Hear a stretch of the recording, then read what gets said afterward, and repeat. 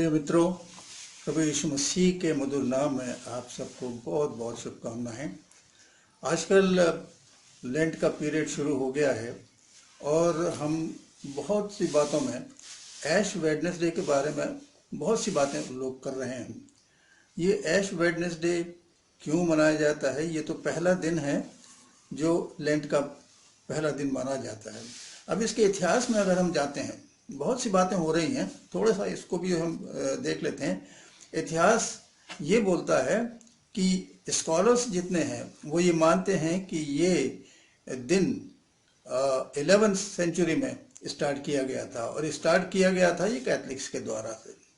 बहुत बाद में लोगों को समझ में आया और उन्होंने फिर इसको अपनाना शुरू किया है। और जहाँ तक ऐश का सवाल है, ऐश क्यों, मतलब ये राख का बयान जो आता है, हम कहते हैं ऐश वेडनेसडे, मतलब राख का बुधवार। ये राख कहाँ से आती है? चलिए थोड़ा सा बता देते हैं। ये ईस्टर के एक हफ्ता पहले जो पाम संडे होता है, पाम संडे में जो हम खजूर के इतवार कहते हैं, और ये खजूर की डालियाँ लेके प्रभु यीशु मसीह के सामने वो लगाते थे, उन डालियों को फिर जलाया जाता है और उस राख को प्रिजर्व किया जाता है। और यदि उसका मकसद क्या है, ये पुराने ज़माने को अगर हम देखते हैं तो बहुत से लोग जो पश्चाताप करते थे, जो उपवास करते थे, वो राख में बैठा करते थे। लेकिन सवाल ये होता, आजकल के ज़माने में इतनी राख मिले कहाँ से? और मिलती भी नहीं है। इसलिए एक सिंबल के रूप में कलीसिया के लोग जो इस दिन को मनाते हैं, अपने माथे पर उस राख को क्रॉस बना देते हैं। और ये एक सिंबल है जिससे कि हम महसूस करते हैं कि हम मिट्टी से बनाए गए हैं और मिट्टी हैं। और अजीजों, राख पर बैठकर वो लोग किया करते थे। और इसलिए कि मनुष्य वैसे भी पापी है, पाप में पैदा होते हैं। तो इसके लिए हम जरा थोड़ा सा और आगे बढ़ के देखते हैं। तो भजन संहिता साम 51 और उसकी 5वीं आयत को अगर हम पढ़ते हैं तो यह हमें मिल जाता है। देख, मैं अधर्म के साथ उत्पन्न हुआ और पाप के साथ अपनी माता के गर्भ में पड़ा। मतलब हम तो पाप से ही उत्पन्न होते हैं और हमेशा से पापी हैं। तो अगर पापी हैं तो फिर पापी के लिए कोई ऑप्शन है कि नहीं? वो किस तरीके से वो छुटकारा पा सकता है? और अजीजों, इसको थोड़ा सा हम आगे चल के देखेंगे। और थोड़ा सा ये जो राख पर लोग बैठकर उपवास करते थे, सुबह से लेकर शाम तक कोई खाना नहीं, पानी नहीं, उस बयान को भी अगर हम देखते हैं तो हमें मिलता है यूहन्ना नबी की पुस्तक, उसका 3 अध्याय की 5वीं आयत में थोड़ा सा हमें इसका बयान मिलता है।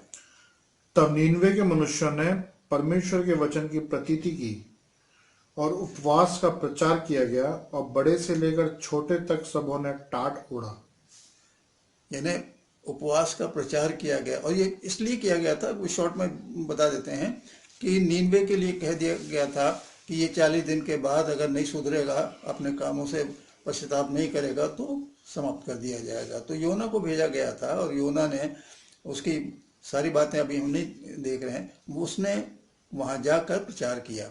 और प्रचार जब उसने किया था तो 5वें पद में हम पढ़ रहे हैं कि राजा के पास भी ये समाचार मिला था। तो राजा ने भी अपना ये राजकीय वस्त्र उतार दिया और टाट ओढ़ा और राख पर बैठा था और पश्चाताप करके, और उसने हुक्म दे दिया था कि जानवर तक भी कोई पानी वानी नहीं, उपवास हो इस तरह करेंगे। और इस तरीके से जब लोगों ने पश्चाताप किया, परमेश्वर को चिल्लाया, अपने काम से जो बुरे काम कर रहे थे उससे पछताए, तब 10वीं आयत में जरा देखिएगा परमेश्वर ने कितना अच्छा रिजल्ट उन्हें दिया है। जब परमेश्वर ने उनके कामों को देखा कि वे कुमार्ग से फिर रहे हैं, तब परमेश्वर ने अपनी इच्छा बदल दी और उनकी जो हानि करने की ठानी थी उनको ना किया।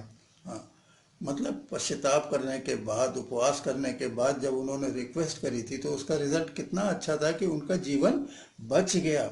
और अजीजों, इसी के रिमाइंड करने के लिए लोगों ने इस दिन को भी ठहराया है।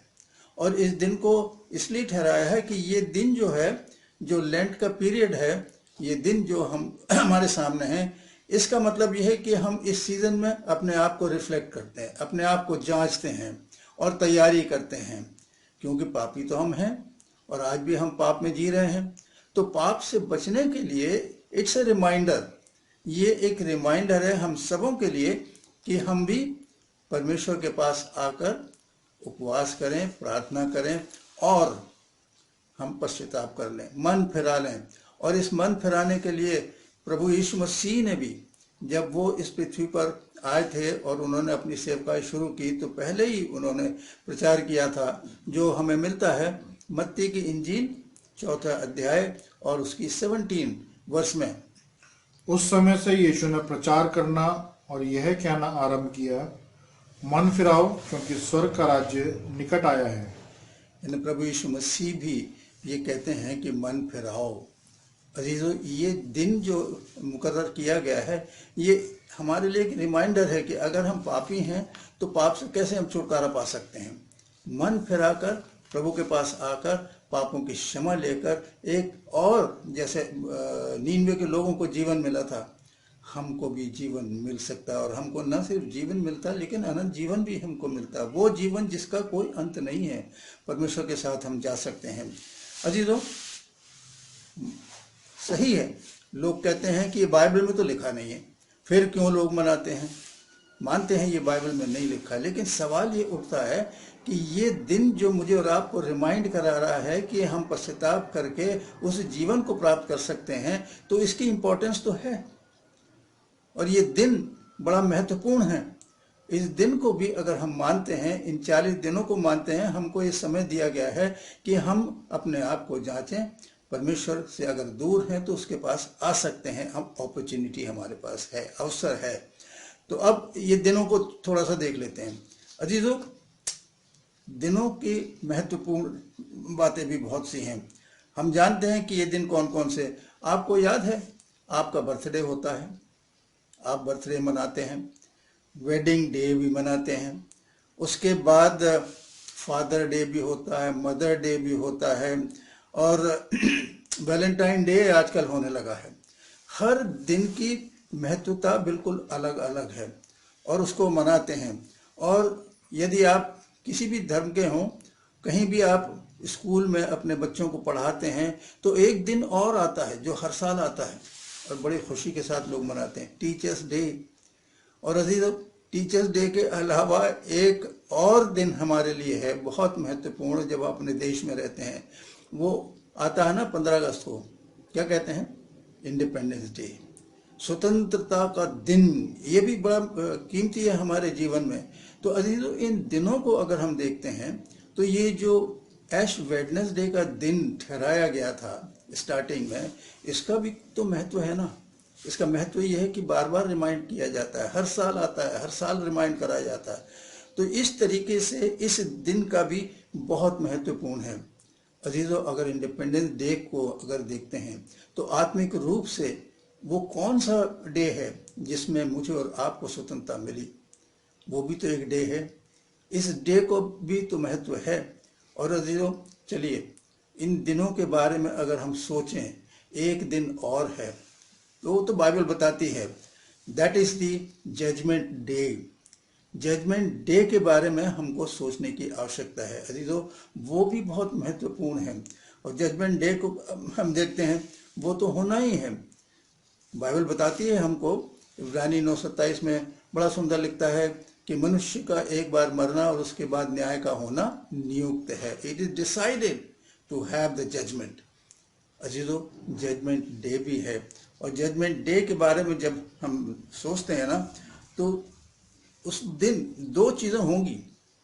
हमारा जिसका उद्धार हो गया है और जिसका उद्धार नहीं हुआ, दोनों के लिए वो डे अजीब डे होगा।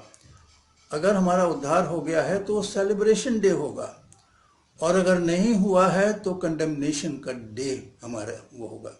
अजीजों, हमें इन दिनों को सोचना पड़ेगा और जानना पड़ेगा कि इन दिनों की अहमियत क्या है। हर दिन का अपना महत्व है। और इसलिए प्रभु यीशु मसीह भी कहते हैं ना, रेवलेशन 22 और उसकी 12वीं आयत में बड़ी सुंदर बात प्रभु यीशु मसीह स्वयं कह रहे हैं। सुनिए, देख, मैं शीघ्र आने वाला हूँ और हर एक के काम के अनुसार बदला देने के लिए प्रतिफल मेरे पास है। प्रभु यीशु मसीह आने वाले हैं, ये तो हम सब विश्वास करते हैं। अजीजों, प्रभु यीशु मसीह जब आएंगे तो वो लिखा है कि हर एक के लिए, हर एक के कामों के अनुसार प्रतिफल मेरे पास है, रिवार्ड मेरे पास है। अब वो रिवार्ड क्या हो सकता है? नेगेटिव एंड पॉजिटिव दोनों हो सकता है। पॉजिटिव ये होगा कि हमारे लिए सेलिब्रेशन होगा, उद्धार अगर पा लिया है अनंत जीवन में जाएंगे, और नहीं आया तो कंडेमनेशन भी हमारा हो सकता है। अजीजों, हम दिनों के बारे में बहस ना करें, लेकिन इन दिनों को सोचें, समझें। इन दिनों की बड़ी कीमत है, बड़ी अहमियत है, इसे सोचें। हमारा ये judgement day should be a blessed day for us. काश ये दिन जो ऐश वेडनेसडे मुझे और आपको रिमाइंड कराया है कि हम अपने पापों से उद्धार पा लें, प्रभु यीशु मसीह के बारे में सोचें, समझें। और इन लेंट के दिनों में हम प्रभु यीशु मसीह के पैशन, प्रभु यीशु मसीह की मृत्यु और प्रभु यीशु मसीह के जी उठने के बारे में सोचते हैं, विचार करते हैं और आपस में हम बांटते हैं। कितने धन्य हम होंगे कि हम और दूसरी बात ना लेके, ये आपकी स्वतंत्रता है, आप इस दिन को माने ना माने। मानते हैं तो ये बार बार मुझे और आपको रिमाइंड कराएगा। Every year this will remind us. और जब रिमाइंड करता है अजीजों, तो ये जो रिमाइंडर है ये हमारी भलाई के लिए है कि बार बार हम अपने को सोचें कि काश मैं और आप पवित्रता के साथ, मसीह के साथ हम उद्धार पाए हुए इसको बार बार अपने जीवन को देखें और प्रभु के साथ चलाएं। आज हम देख रहे हैं कि ये दिन कितना महत्वपूर्ण है। जजमेंट डे की तैयारी करें, अपने को रिफ्लेक्ट करें कि प्रभु यीशु मसीह जब आने वाले हैं तो मुझे और आपको अपने साथ बादलों पर लेके जाएं। हम कितने खुश नसीब होंगे। हम सोचें, समझें और इन दिनों को, अहमियत को समझें। प्रभु आप सबको बहुत बहुत आशीष दे। और हम सोचें कि बहुत सी चीज़ें तो बाइबल में नहीं हैं, उनके बारे में हम नहीं देख रहे। ये बाइबल में नहीं है, लेकिन ये रिमाइंड हमें करता है भलाई के लिए। प्रभु आप सबको आशीष दे, बहुत बहुत आपको बुद्धि, ज्ञान, समझ दे कि आप इस कार्य को करें, सोचें और समझें। आइए प्रार्थना करते हैं।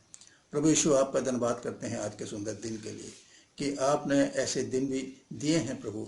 हालांकि आपके पवित्र शास्त्र में नहीं लिखे हैं, लेकिन लोगों ने, बुद्धिमान लोगों ने ऐसे दिन नियुक्त किए हैं जिसमें हमें रिमाइंड कराया जाता है कि हम मिट्टी हैं, मिट्टी में मिल जाएंगे, हम पापी हैं, पाप में पैदा हुए हैं।